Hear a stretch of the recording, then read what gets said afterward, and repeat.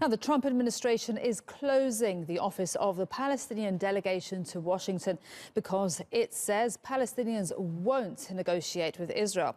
The move comes as the PLO seeks to get the International Criminal Court to look into whether Israel has committed war crimes against Palestinians.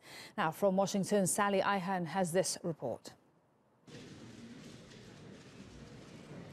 Nearly 25 years to the day that the US brokered the Oslo Accords, it's now shutting out Palestinian representation in Washington. In a statement, the State Department blames the Palestinian Liberation Organization, or PLO, for rejecting a US peace plan they have not yet seen and refused to engage with the US government with respect to peace efforts. The decision to shutter the PLO office is also in response to Palestinian attempts to prompt an investigation of Israel by the International Criminal Court. Perhaps no coincidence, White House National Security Advisor John Bolton attacked the legitimacy of the court and with it, Palestinian efforts to hold Israel accountable for alleged war crimes. The United States will use any means necessary to protect our citizens and those of our allies from unjust prosecution by this illegitimate court. We will not cooperate with the ICC. We will provide no assistance to the ICC, and we certainly will not join the ICC. Despite the threat, the White House insisted the two-state solution remains on the table. We are as committed today as we've ever been to the peace process. But in response, the Palestinian Authority was defiant. This is an affirmation of the U.S.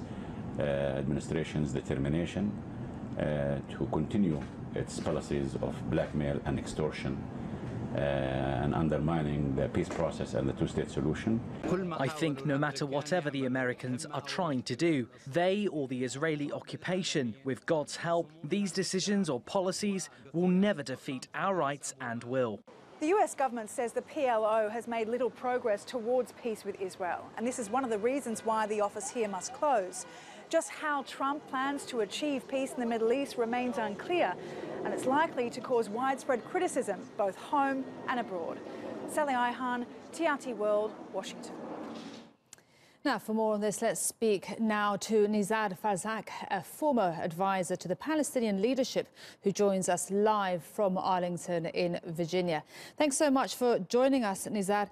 Now, we've seen, We've seen the Palestinian leaders' reaction to the closure of the Palestinian mission in Washington, D.C. They've called it a declaration of war on peace efforts. What's your reaction? It's very unfortunate, but as the Palestinian ambassador to the U.S. mentioned, it's not a surprise. It was coming. We knew it was coming. It happened before. The office of the Palestinian Representation Office has been closed a few times before in the last 30 decades. It's part of the carrot and stick politics. Unfortunately, this administration, while it started off wanting to be even-handed between the two parties, and the American president did say that he'd accept whatever the two parties are happy with, which is actually the first time that an American president actually put the Palestinians and the Israelis at an equal footing, which was positive. And he actually did have a very good meeting with President Abbas.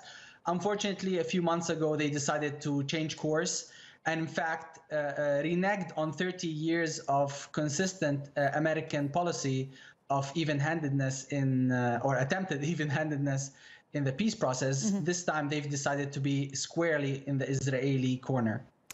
And so where does this then, Nizar, leave any practical peace talks?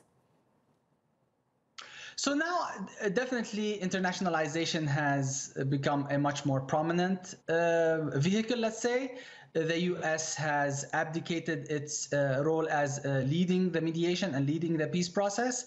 And now international instruments, international intervention through the UN and other bodies, the ICC, definitely. These are tools that are at the disposal of the Palestinians to try to first protect and safeguard Palestinian rights, but also to try to pressure Israel to the negotiating table. OK, we've run out of time. Nizar, wish we had more. Nizar Farsakh, former advisor to the Palestinian leadership, who was joining us live from Arlington, Virginia. Thank you.